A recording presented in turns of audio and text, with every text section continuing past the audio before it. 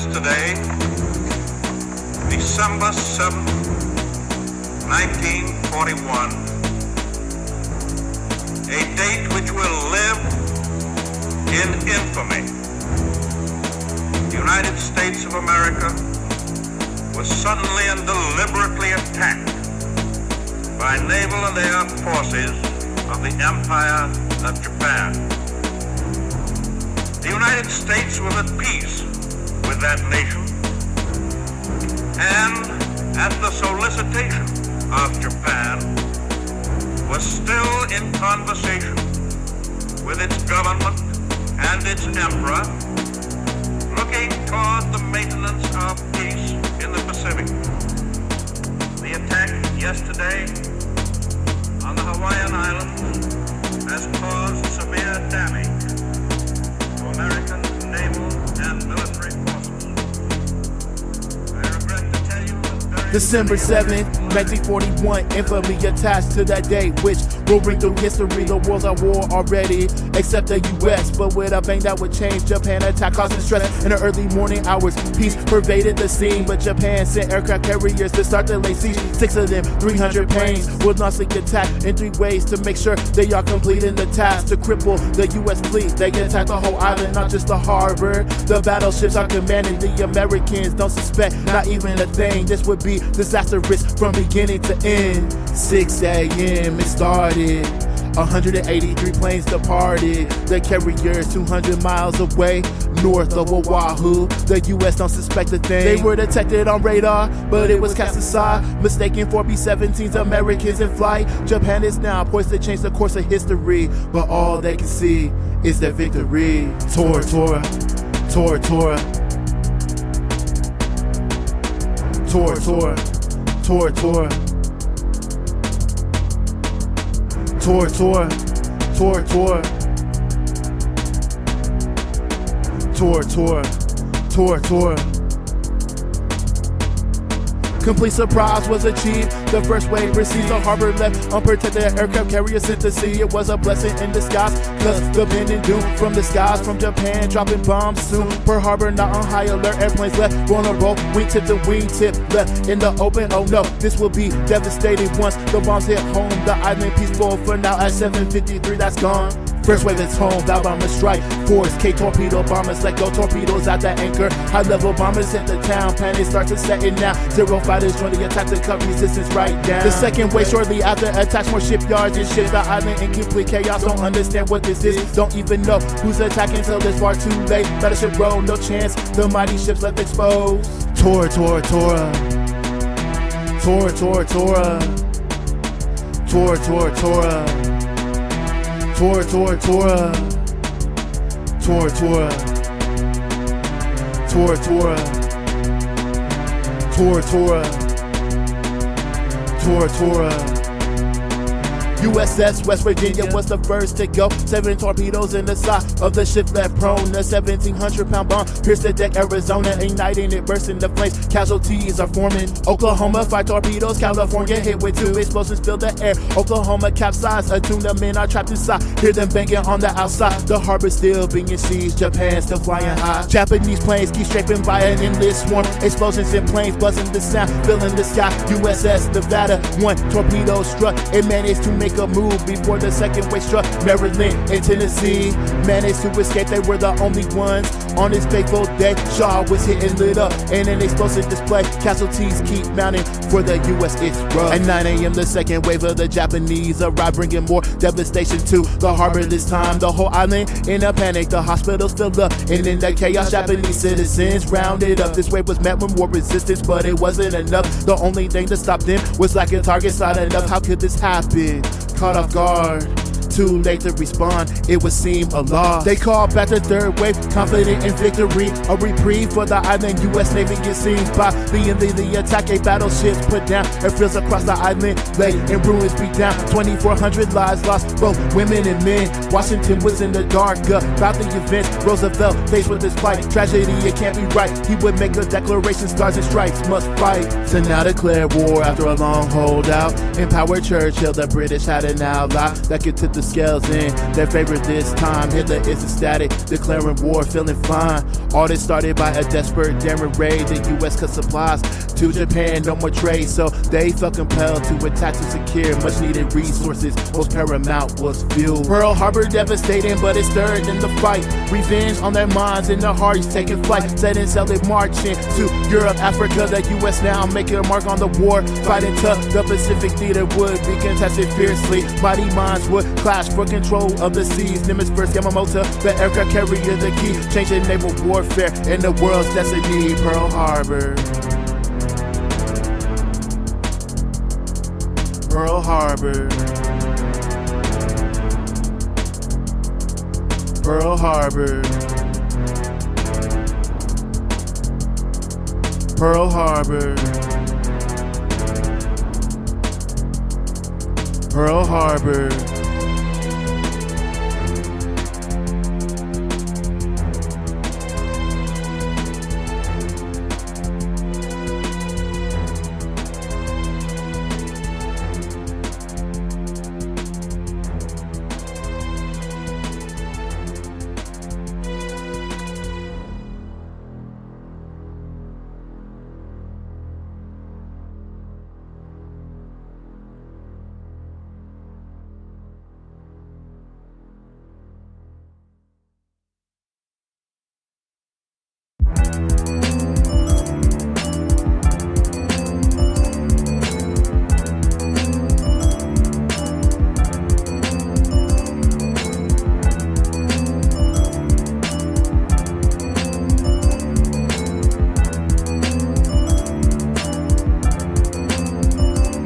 Japan seized control of the Pacific indeed. The Coral Sea sets the stage for a fight never seen before in the history of naval warfare.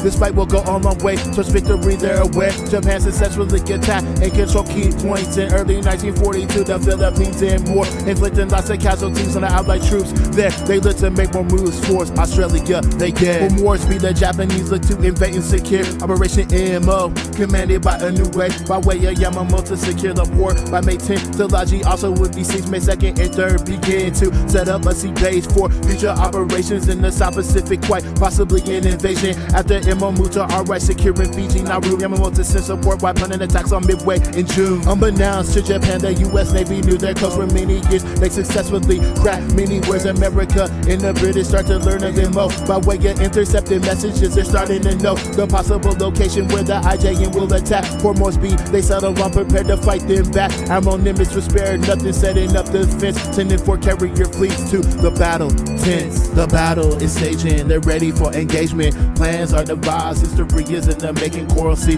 is a battle, Pacific War heating up. Naval power is tested when the seas are rough. The battle is staging, they're ready for engagement. Plans are devised, history is in the making. Imperial Japan expand the empire. America, Australia must extinguish the fire. Extinguish the fire.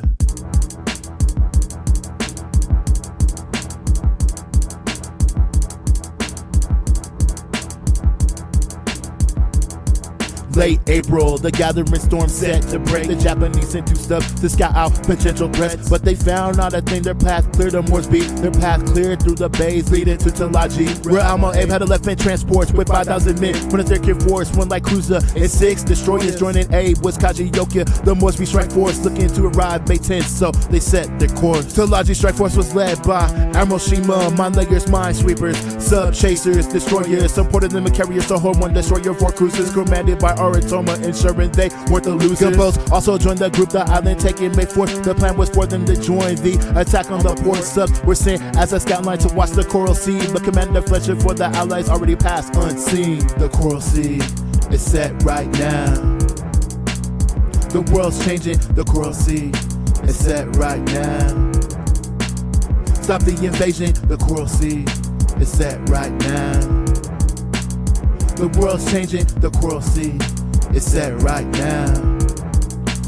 stop the invasion. May 3rd, Shima's forces arrived to Laji, begin to disembark almost immediately. Through the water of the shallows, Japan forces arrived with no resistance, not at all. Slight surprise, see, the Allied garrison had left just before Shima and his men arrived. With their force, they would build a sea base, Shoho would cover them until Gato and his men left to help with more speed. Fletcher was notified of the Japanese success, so he would change course to launch an attack. Course set towards Guadalcanal, set to attack the next morning. History watches the day when Fletcher's men start swarming. May 460 planes launched from their carriers like Yorktown, with surprise a Japanese destroyer with heavy fire, sinking the ship they call Kikuzuki. One American plane down, but rescued from the sea. On a collision course, both carrier fleets, Takagi and Fletcher now destined to meet. And the coral sea, a game of cat and mouse play. Takagi trying to get in range, maneuvering every way. Fletcher thought the carrier fleets would be close to the invasion, so they would start to refill, then proceed. Unchanged and unaware, Takagi's fleet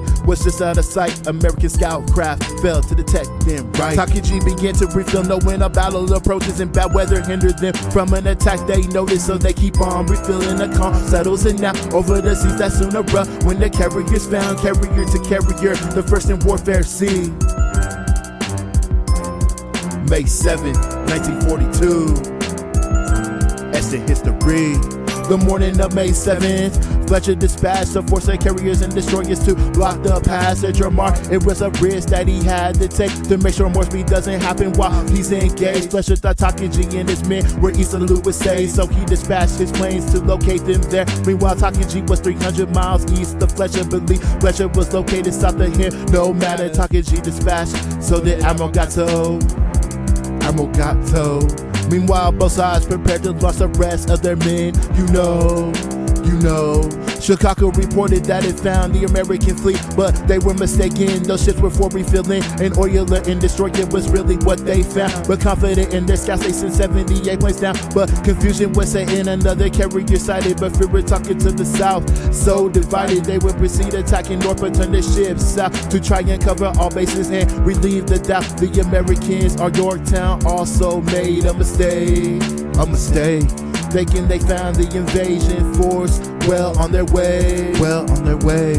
The problem wasn't the fact they located them there. It was in fact the Morse invasion force they should care. But the reports misidentified just how many ships. This led to Fletcher believing this was Japan's carrier fleet. So he sent all aircraft towards this location at 10 a.m. ready to bring hell amazing. Neither side can pinpoint each other in the sea. The main carriers are both getting closer, drifting. Takagi's forces arrived at Neosho when sent and realized their mistake.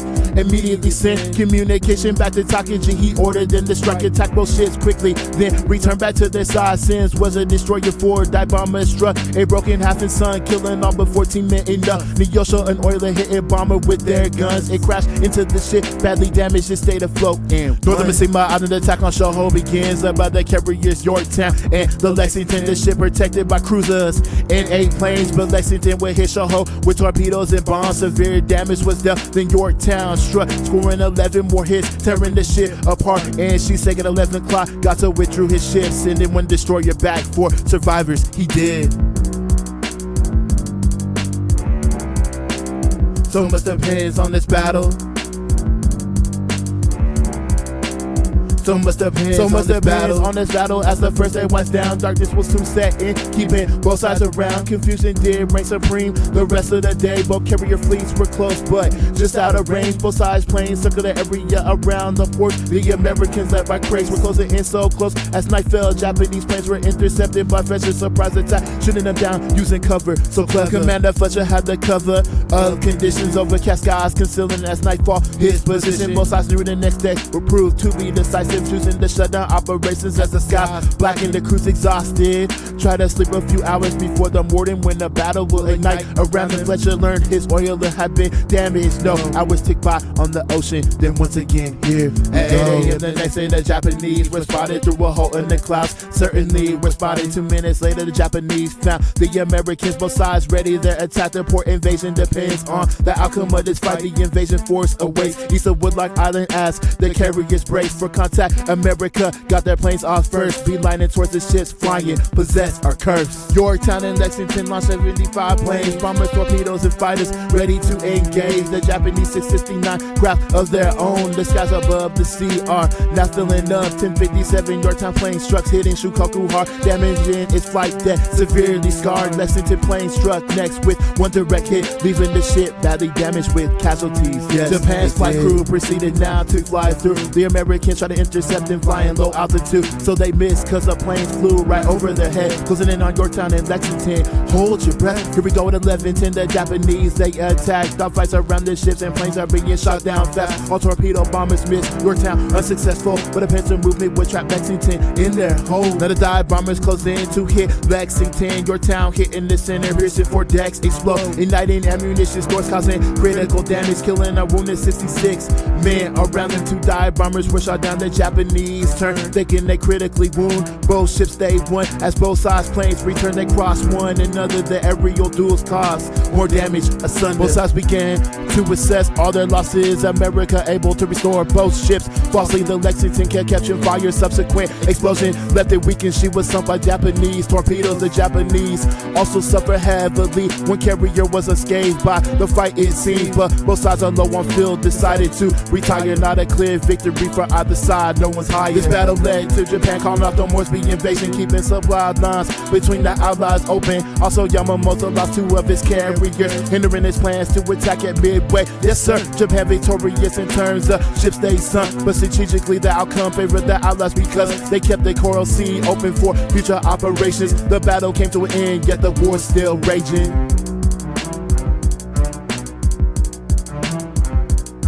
Still raging. Yet the war still raging. Still raging. Yet the war still raging.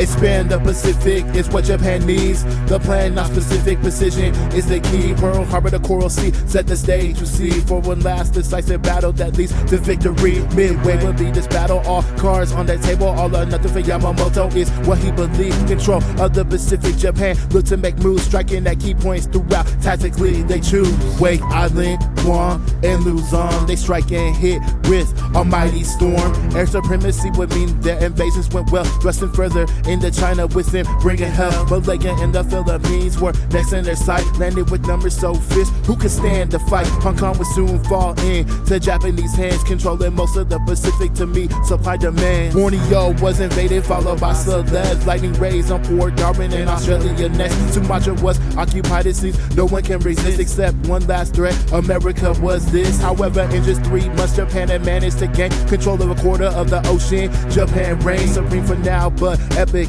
battles loom over the seas on the tide that is changing soon. Despite all of the success in securing their goals, which included oil and a defensive halo, one major threat remained from Pearl Harbor. 3 carriers of America escaped the slaughter. These carriers were now the strength of a counterattack, which had Japan on edge, trying to hold them back. The plan was to lure the carriers to one major fight, decisively securing victory in a swift move, right? Preparations were already underway by April 1942. Ships away, 2 nations destined to collide out on the open ways. America and Japan fight as long as it takes. Preparations were already underway by April 1942. Ships away, 2 nations destined to collide out on the open ways. America and Japan fight as long as it takes. America first launched a daring attack on the Japanese capital, Tokyo, Japan. Hornet and Enterprise penetrated deep within 820 miles and remain unseen. April 18th, the Doolittle raid was launched. 16 bombers to drop bombs on Japan at once. All but one plane would make it back. Once they're done, striking blows at the heart of the rising sun. The raid did little tactical damage indeed, but it forced the Japanese to rethink strategy. To protect the emperor, they must expand, you see, their mighty empire and crush the enemy. Survived by Tojo Yamamoto's navy would strike at Midway Island to destroy American might. Take their carriers down, send them below the waves, control the Pacific, win the war in days. Capturing Midway give the Japanese a strategical point to launch attacks on Pearl Harbor. The American force stationed there would be lured out, headed towards Midway, and ultimately their doom. The Japanese, they think diversion, ambush, and invasion were the Japanese tactics. Leave America's fleet blazing out on the open ocean. Decimation was their main objective on the seas unchanged. So first the Japanese dispatched recon submarines south of Pearl Harbor and between Midway to seek out the American carriers as they left the harbor to coordinate the attack from their main fleet farther out in the oceans near the Marianas. The Japanese launched an occupation force, alarming headed towards Midway to destroy defenses. They were followed by the main attack force ships seeming to the north. The strike force head to the Aleutian Islands. The mission was lure America, split them up, divide them, weakening their defenses of Midway. In effect, the Japanese would gain the upper hand, cause America stress. Then they could be encircled and finish off. The Americans wouldn't go for the bay at all. They deciphered the Japanese naval code, so they knew Midway was their main objective and goal. They would ignore the Aleutian, attacking off a devastating blow to the Japanese cause, but they had no idea that their plans were known. So they proceeded confident, unaware of the coming storm in the form of 3 carriers: Yorktown class, Yorktown Enterprise, and Hornet, the last carrying Wildcats. And dauntless dive bombers poised to decimate the Japanese carriers upon. Despite all of this, the Japanese carrier fleet was considered the strongest in the world. As they steam towards Midway, they are confident that no matter what they face, they will endure. 4 carriers, Kaga and Akagi, Hiryu, Saryu, were the might of the empire personified. Elite pilots man the planes the ships carry inside. Zero fighters, K torpedoes, and dive bombers would match the Americans in the skies, swarming once again. Carriers are taking center stage. The new era of naval warfare is now here. Midway, Midway, Midway, Midway, Midway, Midway, Midway, Midway. Lugomo strike force fast, approach Midway, followed by Yamamoto's fleet. No cloud cover, left them exposed to recon planes overhead unseen. June 3rd, a Catalina plane spot the Japanese, followed by more spottings all throughout the sea. Meanwhile, the America's carriers were informed and began to head south to meet Japan head on. June 4th, the Japanese closed in on Midway and prepared to launch an attack this day. The men are aware the fate of the empire rests on their shoulders. As they take off from the carriers, 108 planes were sent to attack Midway. Bombs away, the U.S. spot the Japanese exactly where they thought, prepared to launch a counter-attack at once. Midway was empty of its planes. They were sent to meet the Japanese and engaged, defending the island from the bombers some way, but the bombers broke through to attack anyway. The Japanese bombs targeted oil fields and hangars with devastating effect. Fires were raging. Despite all of this, the Japanese knew they would need a second wave to attack and soon. Meanwhile, the Japanese carriers came under attack. 10 American bombers suddenly attacked, but they were met by 0 fighters and shot down fast. Only 3 American planes were survived intact. The Japanese were holding strong, at least for now, but America had a strike force bearing down towards the Japanese position. The battle's raging now. Akagi was the first carrier targeted by Hornets, torpedo dive bombers, but they were cut down and obliterated by 0 fighters quickly, calmly.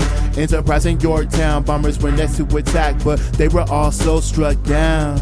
No enemy ships were hit, the Japanese unscathed, at least for now. The Japanese were preparing to launch their force, but lurking high in the clouds, dauntless dive bombers screamed down and pounced from all around. The carrier Kaga struck with a bomb. What now? A direct hit on aircraft that were armed and ready. 3 more bombs hit the ship, so devastating and not yet filling bombs in the ship internal, leaving the carrier destroyed in an inferno. in an inferno. Back at Akagi, Zero fighters were preparing to launch, but at that moment, doubtless dive bombers descend on top of them. The first bomb struck mid-ship and exploded in the hangar. It's gone. The next bomb struck the aircraft on its deck, ignited, filling bombs, killing the elite pilots there. The fire spread across the ship, the flagship doomed. The attack just started. Japan is facing doom. Sorry, you was hit next by the dive bombers. 3 bombs hit the flight deck. Now the ships are gone, and one struck at the rear. Another penetrated, igniting bombs and torpedoes and turning up the heat. A final bomb struck the rear deck, completely destroying the awaiting strike force before they could get going. In just 5 minutes, the mighty carrier fleet of Japan obliterated, sinking into the sea. Hiryu was the only carrier that was left, and immediately launched the strike force. Upset, still hoping they could deal America a blow. 24 planes cut across the sky. Target was set, Yorktown, the flagship of the American fleet. They flew towards with intent to save out the fleet. Yorktown detected Hiryu's planes and were ready with Wildcats to intercept, engage. The Japanese and Americans would meet in the sky. Japanese bombers met the Wildcats. They fight. The Wildcats shot down 10 of the enemy bombers, but the remainder broke through towards Yorktown, alarming. They released their bombs onto Yorktown's deck. 3 bombs hit the ship, exploding, causing unrest. The fires that were a result, though, were quickly put out. Remarkably, an hour later, Yorktown's fighters were launched. A second wave from Hiryu was now unleashed, heading straight towards Yorktown. Once again, believed because of lack of smoke, the ship was mistaken for one of its sister ships. Amazing, after fighting through, the Wildcats 4K survived to drop their bombs on the ship in sight. 2 bombs hit portside with an explosion, and 1 bomber deliberately crashed on the deck, exploding. Abandoned ship was an order for Yorktown's crew. The ship was lost, but the battle would be ending soon, because recon caught wind of Hiryu's position. Enterprise and Hornet launched an attack, a mission to deal a final blow. Hiryu unaware that they have been spotted as they arm and prepare. Suddenly from the sun, the dive bombers appear. The ship maneuvered violently, but the bombs hit clear. 2 bombs blew the number 1 lift of the ship clean off. The whole forward deck on fire, everything's a loss. 2 more bombs hit, exploding, igniting bombs and feel violent explosion, killing most of the Japanese pilots. The ship was now doomed. The Japanese had lost their last carrier ship. So what is the cost? The cost is dominance in the Pacific skies. In effect, in one day, the war they lost. June 5th, Yamamoto ordered complete withdrawal. America won decisively, all in all. Midway. Midway. Midway.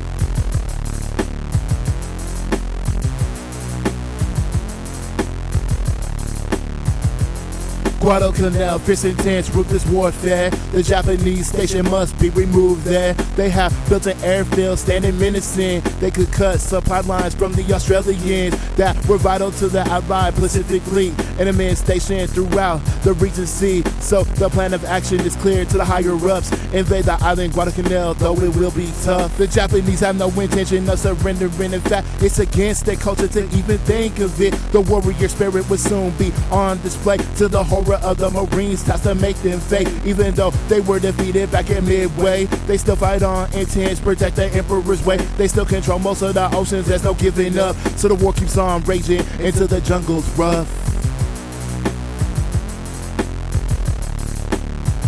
Into the jungle's rough. Into the jungle's rough. Into the jungle's rough. So the war keeps on raging. The U.S. Marines were still in training. Most haven't seen battle, can't comprehend what is waiting. At Fiji, the operation will be practiced. It's a logistical nightmare. Many clashes, no coordination between the men involved. But time is of the essence, there's no time to stop. August 7th was the day and there's no change in that. Move up and move out into the battle fast. The plan was to sail from Fiji to the Solomons, then to the channel to the north of the island. Main support groups would take to Laji, Nufutu, Tam and Boga, while the main force at the beach of Guadalcanal. Northern they would be supported by Admiral Crutchley, Australian Navy and U.S. carriers lovely, so they would have protection on their side as they stormed the unknown. The Japanese hide, the U.S. head into the great unknown. The environment of the island would be deadly alone. Tropical jungles heat that is stifling, disease and there's no comfort to confide in. Not to mention the 7,000 Japanese there with weapons and a will to fight that they do not fear. Carnage would be the word to describe it all. Both sides are prepared to make the others fall. Red Beach, Guadalcanal, August 7th. The Marines mean no resistance as they proceed the invasion. However, chaos on the beach, supplies were everywhere. They need a coordinate regroup before they move from there. As they said, they were moving towards the Japanese airfield on schedule or ahead with no resistance still. But until logic fierce, resistance was felt by Colonel Edson and his men, especially when night fell. Day 2, Guadalcanal, the Marines have pushed west to secure the airfield. Their original quest they renamed Henderson Field after a Midway hero. But where was the enemy? No sign of them, no. They fled to the hills, so the objective achieved by the Marines in 2 days. Few losses relieved, but all of this was premature. The Japanese had plans to send in reinforcements, bringing hell with them. Due to tactical decisions and lack of resources, the 1st Marine Division was left to fend for themselves, so they were set upon the task to complete the airfield. Then they get through, it's an asset, if completed, that's real. Japanese planes the whole time circle overhead, and they have few resources at their disposal, not fair, but they kept on working in the tough conditions. Disease was setting in the ranks, slowing down the mission. Now the Japanese were ordered to take back the island, moving troops rapidly in the night. So timely, the Tokyo Express were bringing waves of men. Successfully, 2 units landed to the east and west. On the night of August 18th, they would descend upon the Marines' position, ready to take them on. The Cheekies men by the 20th reach Alligator Creek, the edge of the airfield. Take it back, they see. As night fell, the Japanese launched their attack fiercely with a charge at the Americans fast. They ran into machine guns, poised to cut them down, and artillery fire exploding all around. The survivors withdrew only to regroup and hurl themselves back in the battle, devastatingly true. Their courage wasn't enough, and by the next afternoon they found themselves surrounded by the Marines. They are the battlefield was a slaughter, the victory was total. 800 of the 900 Japanese lay dead, bodies covered the battlefield. No ground was exposed. Carnage everywhere, carnage everywhere, carnage everywhere you go. The fight was far from over, more Japanese arrived on the island to the east and the west every night. So the Americans sent paratroopers and men of their own and headed east to Tasambaka where the enemy strong. Their intelligence was right after a small engagement. They took the village, but the main force escaped them because the Japanese 35th Brigade went south, headed into the jungle to return, no doubt. Kawaguchi's men, in fact, now had plans to attack the airfield from the north where a ridge did stand. Vandergift anticipated, so the Marines were there waiting for them. The Battle of Bloody Ridge, Japanese artillery preceded the attack, followed by a fierce push by the Japanese. Pushed back the Marines at first before they could regroup and take the fight back to them so they can't break through. The night of September 13th, the island was consumed in war. A fierce charge by the Japanese at the American Corps. Artillery fire, explosions, machine guns riddled the land, mowing down countless bodies, but they aren't giving in. 12 times the Japanese rushing the American line in an act of desperation. Oh, how desperate the fight from both sides, no giving in. This is the terror of war. Bodies strewn across the battlefield, and there's just more everywhere. The ridge was covered in bodies everywhere. By the next morning, Kawaguchi's men were fleeing to the east, far from there. The Americans are held firm and strong. Through relentless combat they had won, but not without losing countless men of their own. Everywhere this war seems wrong. Here we go, the fight is far from over. The Japanese have reinforced their men bolder. They would now hatch a plan, a two-pronged attack from the west and the south, and this would be their last. October 22nd, Battle of Hendersonville, announced by a barrage of naval guns. It's real, the Americans ferociously return fire, raining down on the Japanese. This fight is dire. Despite the determination of the Japanese, they repulsed quickly the western front. You see, they were fighting all alone, cause the south advance was slowed by the jungle cutting through. No chance, the southern forces had to abandon crucial weaponry. This would prove to be fatal. Oh, you best believe the Marines once again managed to win another bloody showdown. The smell of death is here, blood everywhere. death everywhere. The beginning of island to island combat is clear. That to push the Japanese empire pushed them back. More blood would be shed on other islands. The path, the 9th of February, Guadalcanal secured for the Marines after 9 months of brutal fighting there. The Japanese won't give in, no surrendering before war life is lost. It's war, that fact is clear. No surrender. No surrender. No surrender. No surrender.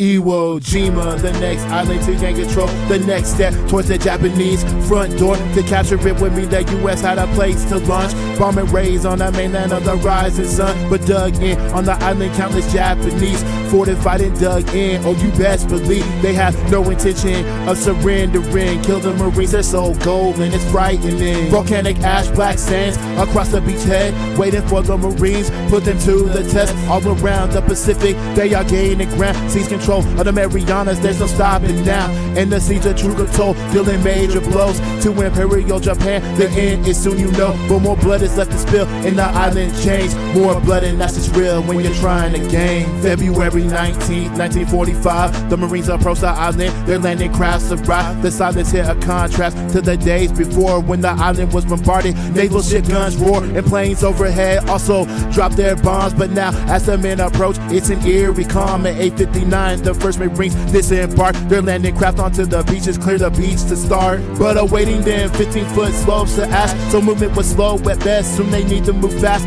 Explosion after explosion filled the air. Suddenly the enemy presence, they're not well aware. The Japanese plan was simple, let the beaches crowd up, then open fire from all sides, bodies piled up. Gunfire explosions now fill the air, screams from the dying all around, smell the death and fear. Mount Suribachi on the island dominated the scene. Artillery rained down from there, a chaotic scene. Pillboxes, fortifications, dot the featureless land. The Japanese dug tunnels to conceal their men. The Marines keep on pushing over ridge after ridge, desperately trying to fight back, trying to fight and live. Smoke is filling up the skies, the US slowly gain ground, but casualties are mounting and it's all around. Frustrating was progress, it was slow at best. Clear a bunker, then the Japanese return again through extensive tunnels that are carved throughout the land. The task is so arduous, no one can understand. Flamethrowers and grenades cast into a ditch. The enemy screams are clear, burning flesh is seared. No remorse, there's no time, must achieve their goals. Capture the airfield in the mountain before anyone goes. Before anyone goes. Before anyone goes. Before anyone goes. Before anyone the Marines reach the edge of Airfield 1 from gun slits ahead. The Japanese fire guns, they must clear these positions by any means, so they can place Stinger machine guns in the enemy's dreams. Burst of fire rapidly cutting the enemy down. They also charge at the Marines from all around. That warrior spirit they swore to defend. For every one of them that died, killed 10 American men. Back to the west, the Marines look to secure the Mount Suribachi, where the Japanese are the higher ground. They charge across the barren land with no cover at all. To the Japanese position, many Marines fall. At the base of the mountain, machine gun nests and trenches for miles. The Japanese contest close quarters combat of the fiercest kind. Both sides are fighting to survive, but the odds are blind. Progress on the right flank was slow indeed. At a place called the Quarry, the Japanese resistance was fierce. The 25th Marines, men, 900 reduced to 150 by day's end. Mortars explode all around, men are losing limbs. The nightmare of this fight resonates again, but more and more more men are now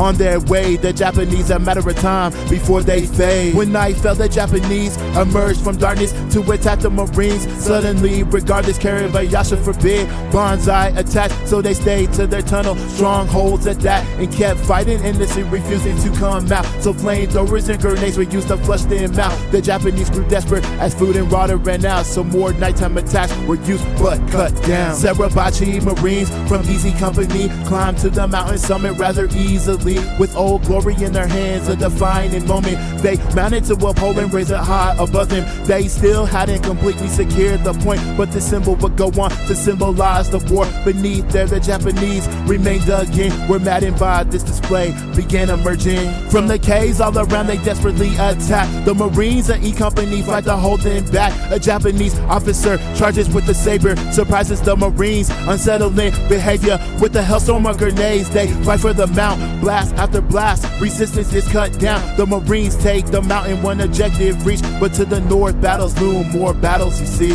To the north, the Japanese held a tough position, true. Hill 382, Hill 362, the meat grinder it was called. The Marines fought hard, but attacks were fierce, so unrelenting they are. Secure position, just be attacked from the flank. They used the tunnels for the Japanese, effective again. Crossfire stopping tanks as well as mines in the ground. Casualties were mounting up, the dead all around. The objective was clear, take airfield 2 and wipe out all resistance on their through. But Karabayasha and his men were determined to kill as many Marines as they could to the very end. They knew the tactics of the Americans well. Bombardment followed by infantry charge real, so they hid underground during raids, then emerged unaffected to inflict more damage in turn. The Marines take tactics and in the cover of night charge the Japanese position. There's no airstrike tonight, taken by complete surprise kill, most still asleep. It was a crucial turning point, taking the northern airfield. Both hills would be captured, but fighting remained. Pockets of resistance in the tunnels, nightly engaged, inflicting more casualties. One concern remained, the command post to the northwest, take it away. March 21st, the Marines destroyed the command post. The 24th, still all case, victory seems close. However, on the 25th, one last attack was made, led by Karabayasha. 300 men, they say. Pilots, Marines, and CBs fight for over an hour, suffering many casualties. In the process, don't cower, hold strong, and they did destroy this final resistance. Karabayasha was killed somewhere along the instant. March 26th, the island was declared secure. The airfields could now be used to strike and deal blows at Japan itself, closing in on them. Iwo Jima really tested the heart and soul of men. The 147th Regiment would begin slowly sweeping the island with flamethrowers, grenades. 6,000 more Japanese will be killed in the end. The island of Iwo Jima left smoldering the black sands. The black sands. The black sands. The black sands. The island of Iwo Jima left smoldering the black sands.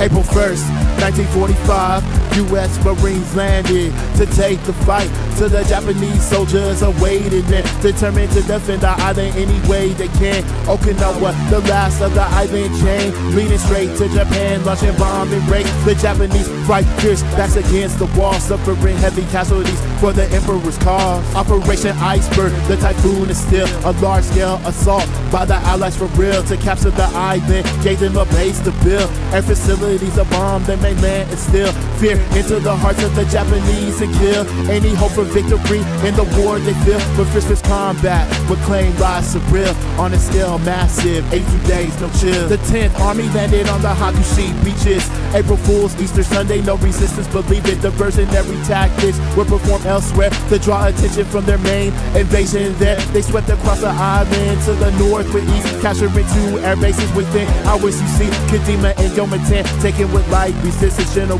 Buckner moves the phase 2 in an instant.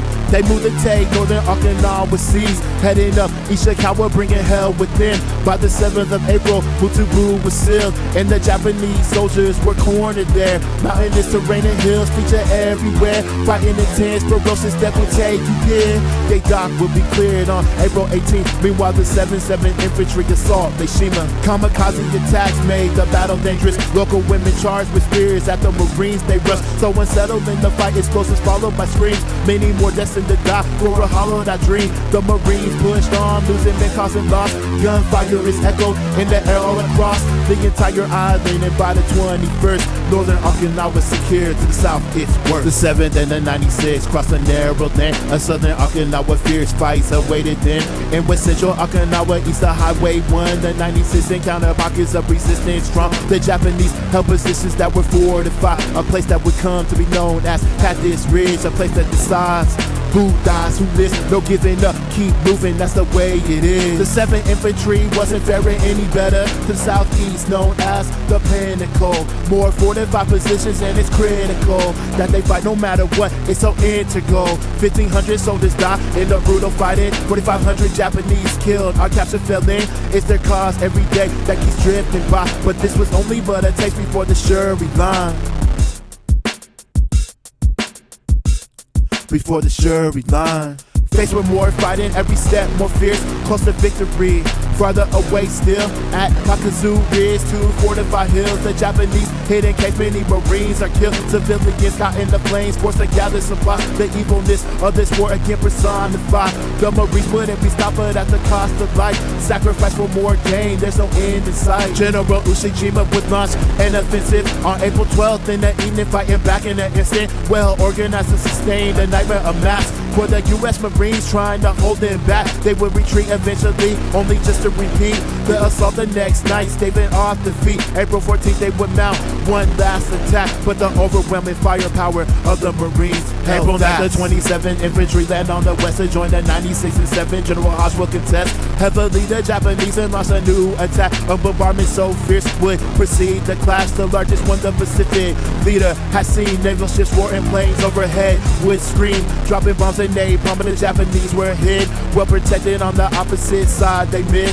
Ushijima once again desperate to strike back with an amphibious assault behind the Marines line. They managed to get in the open, firing their guns off, but the Marines held strong, so once again they lost. No matter what the Japanese do, it seems they're overwhelmed, but they will not give in, bringing hell once again. The end of April and the battle rages on, but time is ticking out on the rising sun. On May 11th, the Americans attacked again. 10 days of brutal fighting, character death and fear, explosion scream. Gunfire screams the pattern of the fight. Desperation is clear. The 96th Infantry managed to take Conoco Hill, rising high above the land, a key point reveal. Meanwhile, the 1st and 6th to Sugarloaf Hill surround the Japanese strategically. They fill the monsoon rains fell, turning up out of the trace into something more like World War I. They say the ground turned into mud. Both sides were mired, garbage pit, a graveyard. Dead bodies retired, decay and sink into the mud. Maggots live in your pockets at the sliding down hills, horrifying and noxious. The fighting was sustained, though the end is near. Take the Shuri line and Shuri Castle with that fear. Naval ships shell the castle, forcing a retreat by the Japanese. They're taken with relative ease. They tactically would retreat successfully in the night, using the advantage of the rains and the darkness of light. 30,000 Japanese escaped to the last line that keep down peninsula. No surrender in sight. Slaughter would rule the day in this place so sad, including civilians caught in between the brutal clash. 4,000 Japanese sailors committed suicide in the tunnels dug in depths. They would rather die than be captured by the advancing U.S. Marines. Generals died on both sides, Buckner and Ushijima. June 21st, the last resistance of Japan fell under the bloodiest Pacific battle. By number 240,000 dead on both sides. The fall of Japan is imminent. Soon the bombs will fall. Soon the bombs will fall. Soon, soon the bombs will fall. Soon, soon the bombs will fall. Soon, soon the bombs will fall.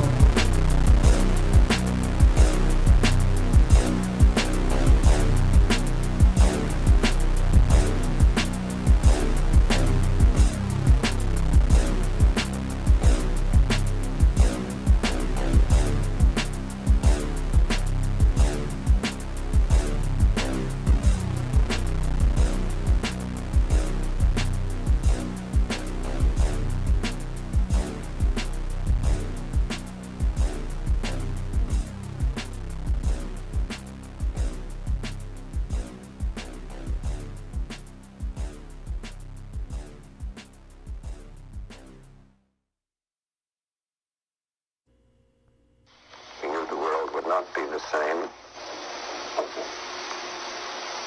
Few people laughed. Few people cried. Most people were silent. I remembered the line from the Hindu scripture, the Bhagavad Gita. Vishnu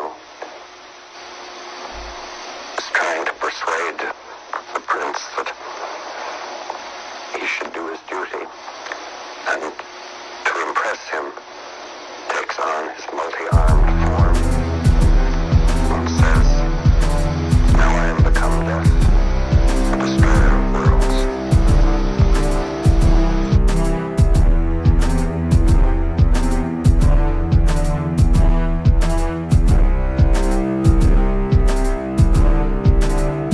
From 1931 to 1945, this war's dragged on. This war cost lives on a scale that couldn't be comprehended. Never before and never since it's ended. A rumor had started about a secret weapon so powerful.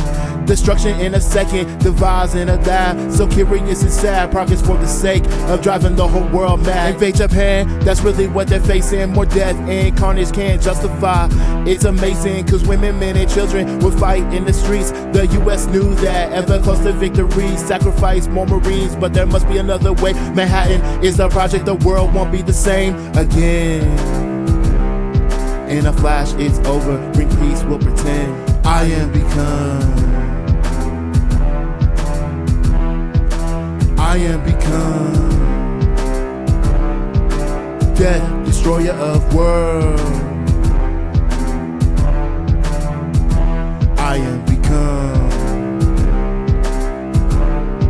destroyer of worlds. Nuclear fission discovered by German scientists made the world fear they would be the first to gain nuclear weapon technology. A bomb with the power to change everything. So the US started research. 1939, Oppenheimer has the research. There's no wasting time. They would develop two bombs destined to blow the mind. Little boy and fat man, two bombs, thousands die. Trinity, 1945, July 16th, a test bomb detonated. It's an eerie scene, visibly shaking. Oppenheimer knows the world has changed for the better, maybe not. Only time will tell. Two cities were selected to fill this rap. Hiroshima, Nagasaki. There's no turning back. Fate has put them in the sights. Death from the sky for the people unsuspecting. Abruptly change their lives.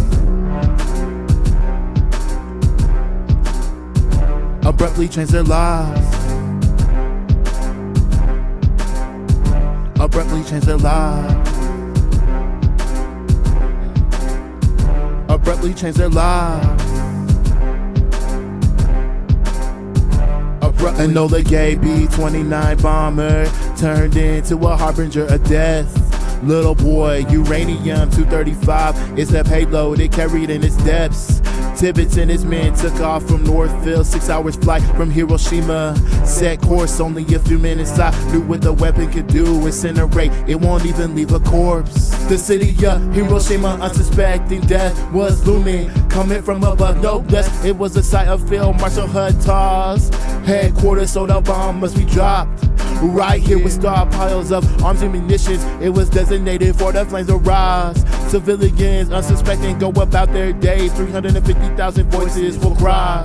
Enola Gay arrived, 31,000 feet, clear visibility. The bomb was armed so discreet. All clear was given at 7:09. Tibbets began the bombing run after an hour's time. Little boy was released, then at 8:15, 44 seconds they took the fall. Then explosion released, 16 kiloton explosion, a bright flash of light. 80,000 people died in the bomb's cruel might. After the bomb was dropped, Truman pleaded and warned Japan they must surrender unconditional terms. But Japan was defiant, determined to fight on, even after the Soviets attacked and declared war. They would endure more destruction, they perceived no fear. Convinced that allies could produce more bombs, it's clear. So the US prepared their second attack. A bomb made Fat Man stronger, and that's a fact. Boxcar under command of Sweeney took off August 9th in the sun.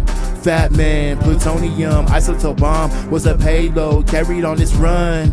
Sweetie's mission identical to Enola Gay. 6 hours flying, then dropped a bomb to blow them away. Kokurou was in fact the main target. Nagasaki was the second if they couldn't get started. Nagasaki had industrial importance. Mitsubishi factories, ships and planes by the dozen. The city spared firebombing cause it's hard to find at nighttime. So the city functioned at peace. So find 263,000 people there that day. Old fashioned structures across the landscape. Peaceful day unaware of the pending doom. Death is coming and darkness soon. Smoke clouds like a fuel meant they couldn't delay, so they proceed to Nagasaki ready to engage. The all clear was given at 10:53. Moments later, Fat Man was dropped so keen. 47 seconds later, the bomb explodes, more powerful than Little Man. It fails to show the effects were hampered by hillsides, but 35,000 still die and firestorms arise. More bombs were planned in subsequent days to wreak more devastation on the Japanese ways. With the Soviet invasion and the bomb's devastation, Hirohito had no choice surrendering engagement, telling his people the enemy possesses a weapon that could wipe out the Japanese nation. So on August 15th, surrender was announced. September 2nd, ends the war. Yes, all around it's over. It's over. It's over. It's over. Peace. The whole world's over. A message from the Japanese government in reply to the message forwarded to that government by the Secretary of State on August 11th. I deem this reply a full acceptance of the Potsdam Declaration, which specifies the unconditional surrender of Japan. In the reply, there is no qualification.